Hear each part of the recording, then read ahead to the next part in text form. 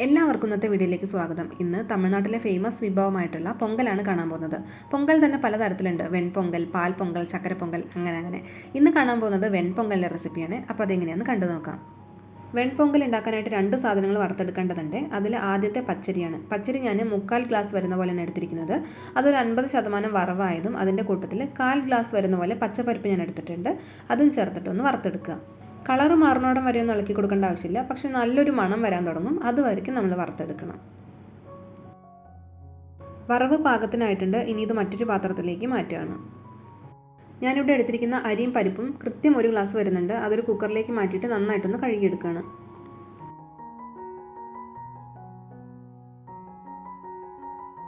അരി നന്നായി കഴുകിയെടുത്തിട്ടുണ്ട്. ഇനി ഇത് വേവാൻ ആവശ്യത്തിനുള്ള വെള്ളം ചേർക്കണം.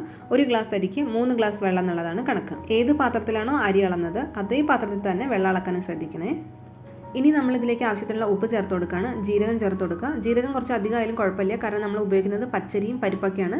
ഗ്യാസ് ഉണ്ടാവും. അപ്പോൾ അധികം ആയാലും ടേസ്റ്റിന് വലിയ വ്യത്യാസമൊന്നും വരില്ല കേട്ടോ. പിന്നെ ഞാൻ ചേർത്തിരിക്കുന്നത് കുരുമുളക് പൊടിയുമാണ്. കുരുമുളക് പൊടി ചേർക്കുമ്പോൾ പൊങ്കലിന് ഇത്തിരി കളറ് കമ്മിയാവും. പക്ഷെ നല്ല ടേസ്റ്റ് ഉണ്ടാവും.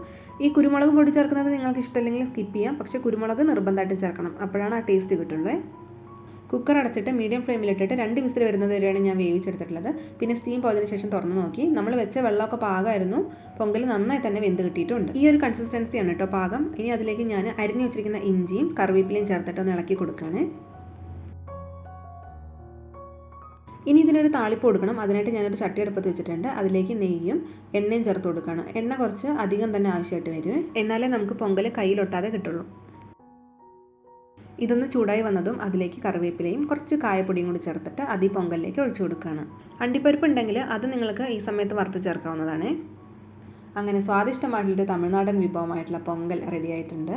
നിങ്ങൾ ഇതുവരെയും പൊങ്കൽ ടേസ്റ്റ് ചെയ്തിട്ടില്ല എന്നുണ്ടെങ്കിൽ ഒരിക്കലെങ്കിലും ഒന്ന് ട്രൈ ചെയ്ത് നോക്കൂ കേട്ടോ. ഞാൻ ഈ പറഞ്ഞ അളവുകൾ കൃത്യമായിട്ട് എടുക്കാൻ വേണ്ടി ശ്രദ്ധിക്കണേ. പ്രത്യേകിച്ച് അരിയുടെയും പരിപ്പിൻ്റെ അളവ്. അരിയാണ് കുറച്ച് അധികമായിട്ട് എടുക്കേണ്ടത്. പരിപ്പ് കുറച്ച് കമ്മിയാണ് വേണ്ടത്.